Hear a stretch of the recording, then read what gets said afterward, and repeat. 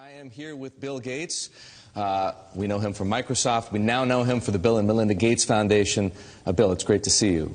Great to see you here in particular because we know the Gates Foundation for its work on infectious diseases, child health, nutrition, agriculture, education, the list goes on. Why does Bill Gates care about finance? Well, it's all about helping the poorest. And one thing they don't have access to is bank accounts. The fee structure, if you have small amounts of money, is just too high.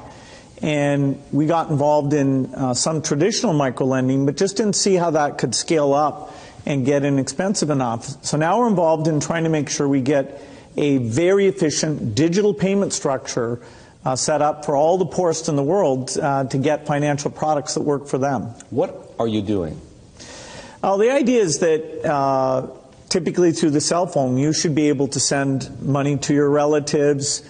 You should be able to track the money that's coming in, set aside money to buy seeds the next year. And there are countries where this is beginning to take off. Kenya, Bangladesh, even Somalia, maybe the last country you'd suspect up in Somaliland. Almost half of the GDP is done digitally. I don't need to tell you that the poor have been unbanked for as long as there have been banks. Why is this time different? Well, it's really the digital revolution. The poorest have bought cows, stored gold, put currency under their mattress, but they are getting cell phones. And the cell phone capability of identifying who's using the cell phone, letting you look at your spending patterns, that's going to be common sense.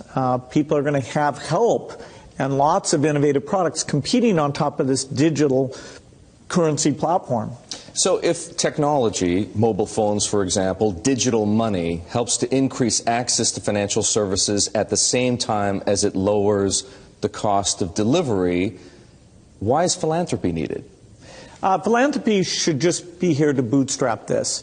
There are a lot of regulations in this area, and understanding how those regulations can make the cost of remittances, where you're sending money back to your family in your country of origin, how right now that has about a 5% overhead on it. We think we have a role to make sure that, particularly for the smaller transactions, the regulations don't impose those very high costs.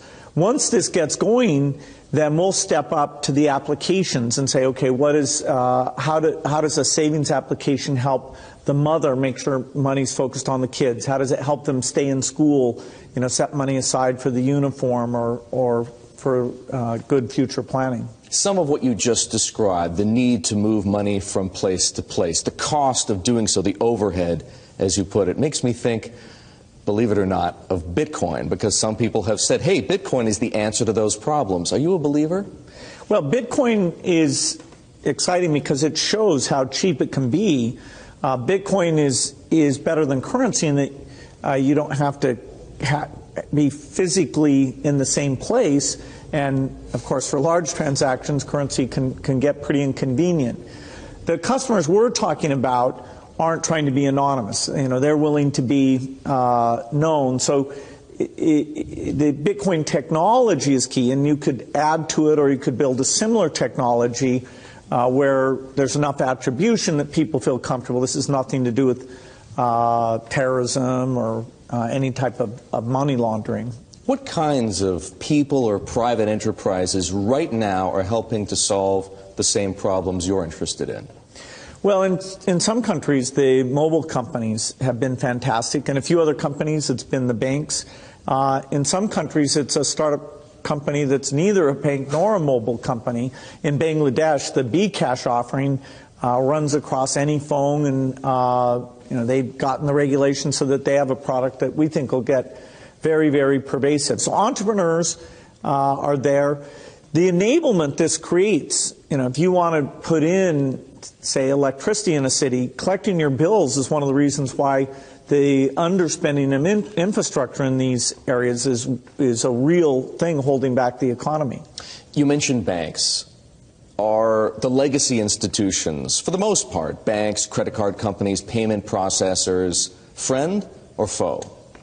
Many of them want to have these additional customers, but they have to embrace the idea that the fees are going to be a lot lower. And so they have to find a way to service these new customers. Now, that means these customers aren't going to be coming into their branches, and they can charge a higher fee when you want to actually cash out.